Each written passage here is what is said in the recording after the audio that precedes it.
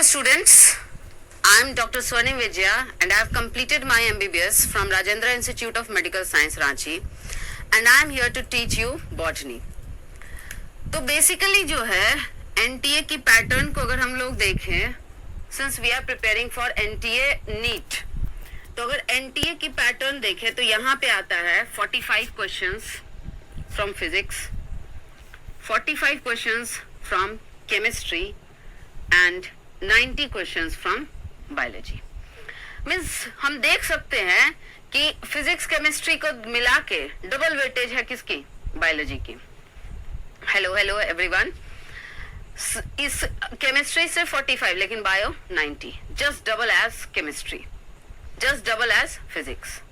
यानी कि बायो में अगर हमने स्कोर अच्छा कर लिया तो जो प्रेशर है फिजिक्स केमिस्ट्री से वो कम हो जाएगा. और बायो में स्कोर करना बहुत इजी है, कुछ पैटर्न्स है. अब सिंपली आके यहाँ से सिंपली टॉपिक हम स्टार्ट कर दे कि cell the unit of life और उसके बाद हम डिक्टेट करना शुरू कर दे तो यहाँ पढ़ने मजा नहीं आएगा. पहले वो समझना है कि पढ़ना क्या है. What does NTA demands. मतलब एनटीए जो है, हाँ, good morning everybody, good afternoon, good evening, hello hello. चलिए, तो यहाँ पे हमसे एनटीए डिमांड क्या करता है, क्योंकि पढ़ने को बहुत कुछ है, टेक्स्ट की कोई लिमिट नहीं है, लेकिन उसमें से कितना पढ़ना है और कितना छोड़ना है, दैट इज द पॉइंट. और एनटीए यही कहता है कि आप स्मार्टली डिसीजन लो. तो हमें यहाँ सबसे पहला माइंडेड दिमाग में ये रखना है कि हमें सबसे पहले काम करना है कि पढ़ाई करना है रिजल्ट ओरिएंटेड स्टडी. जो हमें पढ़ाई करना है that should be result oriented. मतलब है कि उतना ही पढ़ना है जितने से हमारा रिजल्ट सक्सेसफुली हो सके. दूसरी बात है, दूसरा चीज माइंड में ये याद रखना है, नॉट रिसर्च ओरिएंटेड.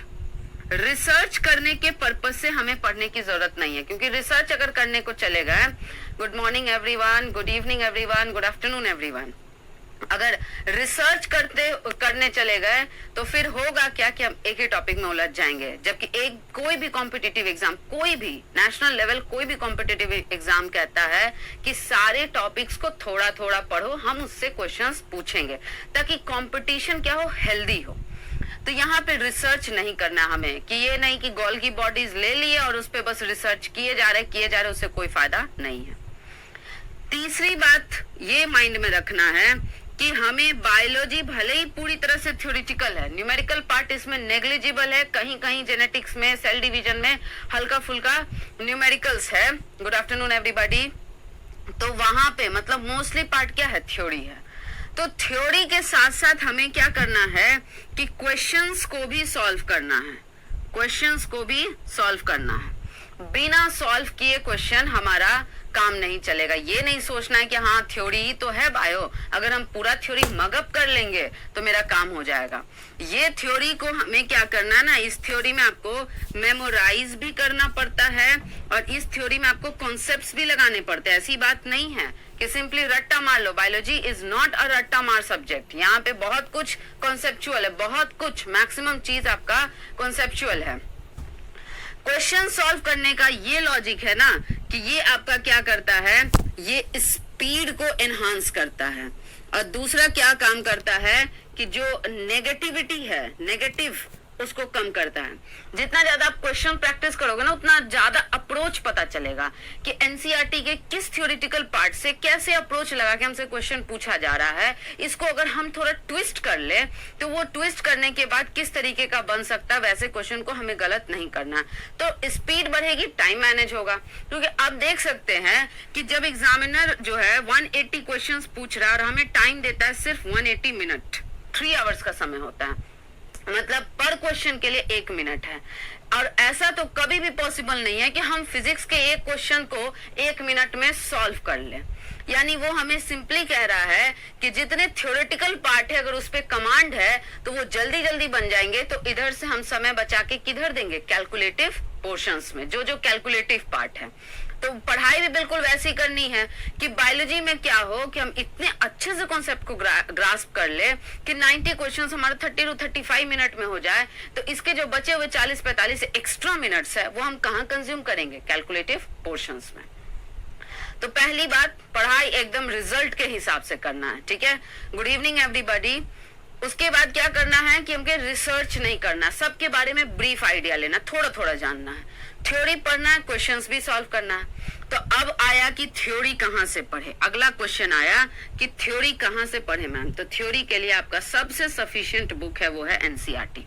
इसके अलावा किसी बुक को रेफर करने की जरूरत नहीं है। एनसीईआरटी खुद में इतना कुछ देता है कि उसको एक्सप्लेन करते करते टीचर आपको इतने कंटेंट्स दे देंगे ना कि आपको इसके बाद कुछ और नहीं जानना होगा। मतलब एनसीईआरटी को समझने के लिए आपको किसके हेल्प की जरूरत होगी, क्लास नोट्स। और इतना जो है पूरी तरीके से सफिशिएंट है, इससे ज्यादा किसी और चीज की जरूरत ही नहीं है थ्योरी में। बस वही है कि आपको चाहिए होता है रेगुलर रिवीजन। तो थ्योरी के लिए आप ये पढ़ोगे। अगर आप कहते हो कि मैम क्वेश्चंस हम कहाँ सॉल्व करेंगे, तो क्वेश्चंस आप सॉल्व करोगे प्रीवियस ईयर क्वेश्चंस, लास्ट के जो 10 इयर्स हैं, ठीक है। मींस है कि 2021 का अगर एग्जाम हो जाता है उसके पेपर आ जाते हैं, ठीक है। मैम हमें इंग्लिश लैंग्वेज में थोड़ा प्रॉब्लम है, क्या करें। डोंट वरी, हम हर भाषा में समझाएंगे, हिंदी में भी और इंग्लिश में भी। इसलिए तो हम कहें कि कौन रिचा, यस, इसलिए तो हम कह रहे हैं कि बार बार रिजल्ट ओरिएंटेड। कहने का मतलब है कि रिजल्ट लाने के लिए पढ़ाई करना। सब कुछ समझाएंगे, आपको घबराने की बात नहीं है। इंग्लिश को कैसे स्ट्रॉन्ग करना है, कहाँ किन बातों पे ध्यान देना, वो सब बताएंगे। अभी पहले हमें चाहिए कि पढ़ने के लिए क्या क्या रिसोर्स हम अपने पास खरीद ले, अपने पास मंगा ले। उसके बाद पढ़ना कैसे वो भी बताते हैं। तो क्वेश्चंस जो है आप प्रीवियस ईयर से बनाओगे। प्रीवियस ईयर किस पब्लिशर के खरीदना है, एमटीजी। एमटीजी में एरर जो है वो कम होता है। आपके पास क्या है कि गोल के स्टडी पैकेज होंगे, उससे क्वेश्चन बनाना है। और प्लस आपके जो टेस्ट होंगे, जो आप पढ़ लोगे वीकली या 15 डेज पे जो भी टेस्ट होने वाले हैं, उन टेस्ट को आप ध्यान दे, उन टेस्ट को अच्छे से सॉल्व करोगे, उसके चीजों को समझोगे। इतना आपका क्वेश्चंस के लिए काफी है, मोर देन सफिशिएंट। ये आपके रिसोर्सेज हैं और ये बातों को आपको माइंड में रखना है। मतलब पढ़ना है तो पढ़ने के लिए हमें क्या चाहिए, मेरे पास स्टडी पैकेज होना चाहिए, हमारे पास एनसीईआरटी की किताब होनी चाहिए, हमारे पास क्लास नोट्स अपडेटेड होने चाहिए, और हमारे पास क्या है, हर एक टेस्ट का टेस्ट पेपर। हमको हर एक टेस्ट में अपीयर होना है ताकि मेरे पास टेस्ट पेपर हो और उससे क्वेश्चन का हम रिवीजन कर सके। गोल की स्टडी पैकेज, इससे ज्यादा रिसोर्सेज की जरूरत नहीं है। इसको आप या तो माइंड में रख लीजिए, और नहीं तो इसे आप अगर नोट करना चाहते हैं तो अपने कॉपी में नोट कर लीजिए एंड लेट मी नो, मुझे बताइए कि आपने नोट कर लिया, तो आगे प्रोसीड करते हैं।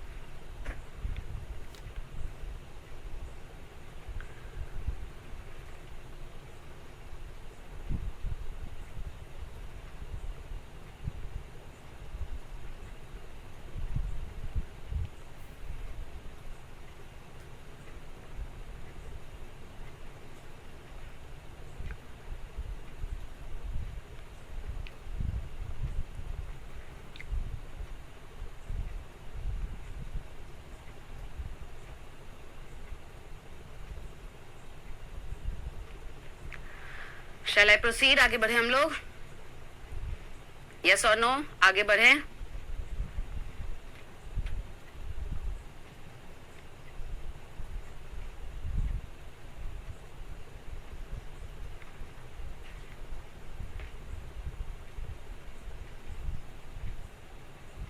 टाइप यस अगर हो गया तो।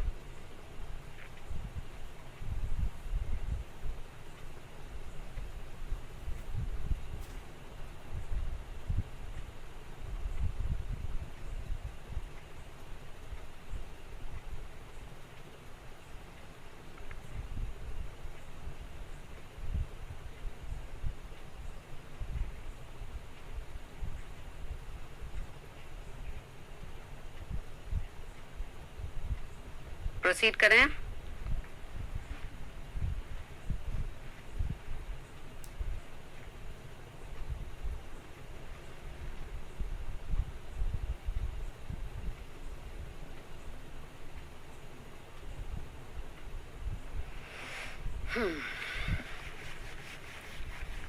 तो रिसोर्सेज हमारे हो गए ये सारे। अब इसमें है कि चलिए ये सारी बातें तो ठीक है मैम, हमने तो ले लिया बुक, हमने पढ़ भी लिया, हमने समझ भी लिया, सब कर लिए, लेकिन फिर भी स्कोर जो है बढ़ नहीं रहा है। जो हमारे नेगेटिव अटेम्प्ट्स हो रहे हैं वो हमारे इम्प्रूव कर नहीं रहे हैं। तो आखिर उसको कैसे कंट्रोल किया जाए? तो सिंपल सी बात है कि आपने क्या कर लिया कि जो फैक्ट्स थे उसे आपने मेमोराइज कर लिया, कॉन्सेप्ट्स थे उन कॉन्सेप्ट्स को आपने क्या कर लिया, अंडरस्टैंड कर लिया, समझ लिया। कैसे पढ़ना ये बहुत इंपॉर्टेंट है। किताब सीधे खोल के रटने से रिजल्ट नहीं होता। अगर हमें चाहिए, हम चाहते हैं कि हमारा स्कोर क्या हो, 90 out of 90। Her question 4 marks का है, यानी कि 360 आउट ऑफ 360। तो उसके लिए स्ट्रैटेजी हमारी स्टार्टिंग से बिल्कुल वैसी ही परफेक्ट होनी चाहिए।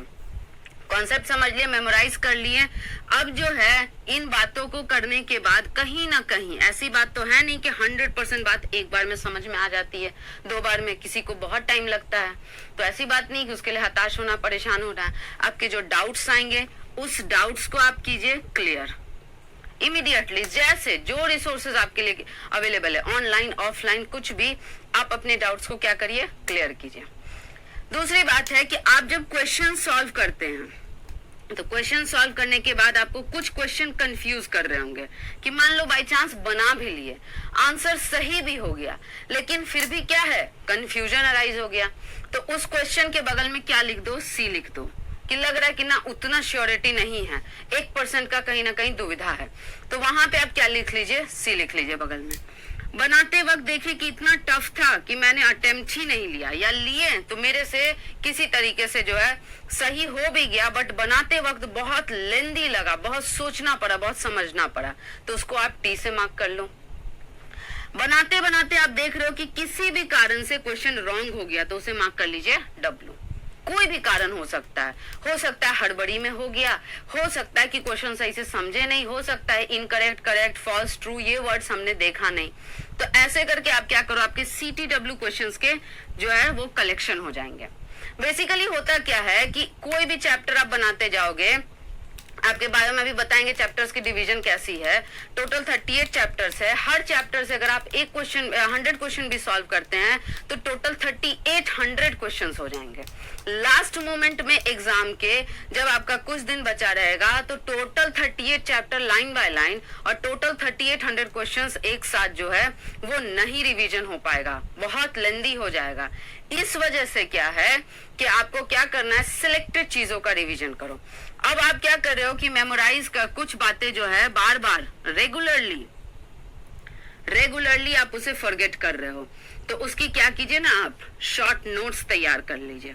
मतलब जैसे कि कुछ पढ़े हम, ठीक है, मान लो कि पूरे सेल चैप्टर समझ गए लेकिन ऑर्गेनेल्स के फंक्शन को याद करने में हम कहीं ना कहीं भूल जा रहे हैं, तो सिर्फ फंक्शन को छोटा सा एक पेज में शॉर्ट में लिख लो कि हाँ एंडोप्लाज्मिक रेटिकुलम के ये फंक्शंस है, गोल्गी बॉडीज के ये हैं, माइक्रो बॉडीज के ये हैं, माइटोकॉन्ड्रिया के ये हैं, दिस एंड दैट। तो छोटे से एक पेज में छोटा सा सिर्फ उन्हीं पॉइंट्स का नोट्स बनाइए जो आप बार बार फॉरगेट कर रहे हैं। किसी भी चैप्टर में कॉन्सेप्ट का भाग होता है और किसी भी चैप्टर में याद करने का, तो कॉन्सेप्ट वाला भाग अगर एक बार समझ गए तो लंबे टाइम तक रहता है, उसको कभी कभार रिवीजन करने की जरूरत होती है। लेकिन जो मेमोरी बेस्ड होता है उसे हमें बार बार देखना पड़ता है, तो उसकी आप क्या करो, शॉर्ट नोट्स बना लो। अब इतना कुछ आपका तैयार होते जा रहा है हर चैप्टर में, तब आपका रोल आता है किसका, तब रोल आता है, that is the role of revision. और रिवीजन क्या करना है, कम से कम 10 या 10 से ज्यादा बार, जितनी बार, क्योंकि एनसीईआरटी अभी आपको नहीं समझ में आएगा बट ये इतना कॉम्पैक्ट है, इसमें ऐसे इंग्लिश के वर्ड्स हैं, कंपाउंड सेंटेंसेस है, जिस वजह से एक बार में रीडिंग देने से कुछ भी पल्ले नहीं पड़ता, उसको समझना पड़ता है, ध्यान से देखना पड़ता है कि एनसीईआरटी कहना क्या चाहता है। तो जैसे जैसे हम लोग स्टार्ट करेंगे ना, उसकी लॉजिक जो है हमें समझ में आती रहेगी। तो रिवीजन करना है कम से कम 10 या 10 से ज्यादा बार। किन बातों का रिवीजन करना है, कौन से, जो हम बार बार फॉरगेटिंग पॉइंट्स, जो बार बार हम भूल रहे हैं, जैसे डाटा बेस्ड है, लाइक हो गया आपका डाटाबेस, जैसे कि कोई साइंटिस्ट के बारे में, इस साइंटिस्ट ने इस पर्टिकुलर चीज को डिस्कवर किया इस पर्टिकुलर ईयर में, तो ये सब सिंपल है, कॉन्सेप्ट है नहीं, इसमें रटना है, तो यहाँ पे क्या करना, उसको बार बार देखते रहना होगा, जो भी एनसीईआरटी में है। उसके साथ साथ क्या है, CTW क्वेश्चंस की क्योंकि अब 100 क्वेश्चन है, 50 में आप पूरी तरह से कॉन्फिडेंट हो, एकदम इजी है, तो अब दोबारा उसको रिवीजन की क्या जरूरत है। दोबारा उन्हीं क्वेश्चंस को रिवाइज करो जो आपको पहली बार कंफ्यूज किया था, पहली बार टफ हुआ था, पहली बार आपके लिए रॉन्ग हुआ था, ताकि उस 50 में से ऐसा होगा कि रिवीजन कर लोगे तो होगा कि 50 में से 10 और में कॉन्फिडेंस आ जाएगा, 40 ही बच जाएगा लिस्ट में। अगली बार फिर उस 40 का करेंगे तो 10 और मान लो कि क्लियर हो गया, लेकिन 30 बच गए। तो होते होते 7-8 बार रिवीजन करेंगे तो मेरे सारे डाउटफुल क्वेश्चंस क्या हो जाएंगे, लिस्ट से हट जाएंगे और मेरा चैप्टर पे पूरी तरीके से कमांड हो जाएगा। तो रिवीजन करना है, जो भी चीजें हैं ये सब बहुत इंपॉर्टेंट है। कंटेंट्स को स्टार्ट करने से पहले ये सब माइंड में रखना है। पहले आपको रिसोर्सेस, मतलब पढ़ने से पहले क्या करना है कि क्लास में जो हो गया नोट्स को रिवीजन कीजिए, एनसीईआरटी पढ़िए। पढ़ने के बाद अगर उससे कुछ क्वेश्चंस बन सकते हैं तो उन क्वेश्चंस को सॉल्व करना है। सॉल्व करने के बाद उनमें कहीं ना कहीं कंफ्यूजन आएंगे, टफ आएंगे, तो वैसे को आप लिस्ट में तैयार कर लीजिए ताकि बाद में इन्हीं सब बातों का रिवीजन हो सकेगा। तो यहाँ पे हो गया कि हमको इतना पढ़ना, ये पता चल गया कि पढ़ने का तरीका क्या होगा। अब है कि पढ़ना क्या क्या है। ऐसे तो साइंस के सिलेबस की कोई लिमिटेशन नहीं है, लेकिन एनटीए हमारे लिए क्या सिलेबस निर्धारित किया है, उसने क्या बताया है पढ़ने को, तो वो चैप्टर्स देख लेते हैं और तब उन चैप्टर्स की 1 by 1 from basic to advance level पढ़ाई करना शुरू करेंगे। ये तो हो गया पढ़ने का तरीका कि बुक से थ्योरी पढ़ना है, फिर क्वेश्चन बनाना है, जो गलत होंगे क्वेश्चन, डाउट्स होगा उसको क्लियर करना है, वापस से रिवीजन करना है, फिर से एक बार और क्वेश्चंस को रिवाइज करना है, कौन कौन से पॉइंट को, फॉरगेटिंग पॉइंट्स एंड CTW। और जिस दिन जो क्लास हो रहा है ये सारा काम आपको जो है वो रेगुलर करना है। ऐसा नहीं है कि आज की और कल छोड़ दिया। पहला चीज माइंड में रखना है कि आपकी रेगुलरिटी होनी चाहिए और आप ऑनेस्टली काम करो। तो पर डे जो भी क्लास हो रहा है वो क्लास में ही कंप्लीट हो गया, समझ गए, रूम में जल्दी से उसका रिवीजन कर लिए, अगले दिन के क्लास के लिए रेडी हो गए। डेली हमारा काम कंप्लीट, वीकली उसको रिवाइज कर लेंगे कि 6 दिन हमने क्लास किया, 6 दिन रोज रोज पढ़े, 7वें दिन जिस दिन टेस्ट है, टेस्ट देने के बाद सपोज नहीं है टेस्ट या टेस्ट है जो भी है, देने के बाद हम क्या करेंगे कि हम जो है पिछले सारे वीक के चीजों को लगेगा एक बार बैठ के जो है मंथन करेंगे, सोचेंगे कि कितना याद है कितना नहीं है। एक बार पूरे वीक का कंप्लीट रिवाइज करेंगे, नेक्स्ट वीक के लिए हम लोग रेडी हो जाएंगे। तो इन चीजों को अगर नोट करना है नोट कर लीजिए, आगे प्रोसीड करते हैं।